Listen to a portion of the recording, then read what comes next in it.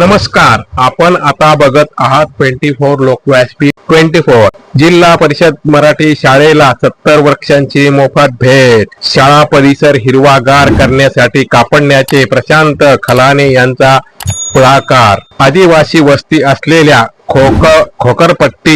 खोकरहट्टी जिल्हा परिषद मराठी शाळेचा परिसर लवकर हिरवाईने नटणार आहे.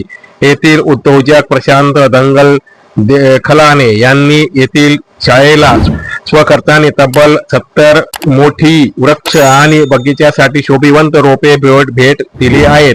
पर्यावरण संवर्धनासाठी त्यांनी घेतलेल्या या पुढाकाराचे सर्व स्तरातून कौतुक होत आहे. आदिवासी भागातील या शाळेच्या परिसरात वृक्षांची मोठी कमतरता होती. ही बाब लक्षात घेऊन प्रशांत खलाने यांनी खोल खड्डा करून या वृक्षांची लागवड करून दिली. शाळा परिसरात आयोजित या वृक्षारोपण कार्यक्रमामध्ये अनेक मान्यवर उपस्थित होते. यात संत सावता पतसंस्थेचे माजी चेअरमन संजय माळी, माजी ग्रामपंचायत सदस्य अधिकार भिल, सामाजिक कार्यकर्ते भरत माळी, माजी उपसरपंच बापू माळी, हेमंत खलाने, गुणवंत माळी, वसंत भिल तसेच शाळेचे मुख्याध्यापक मिलिंद चौधरी, किरण पाटील आणि कमल पाटील आदींचा समावेश होता. सर्वांच्या हस्ते उत्साहात वृक्षारोपण करण्यात आले. पर्यावरणाचा समतोल राखण्यासाठी आणि आदिवासी भागातील विद्यार्थ्यांना निसर्गरम्य वातावरण मिळवून देण्यासाठी खलाने यांनी राबवलेला हा उपक्रम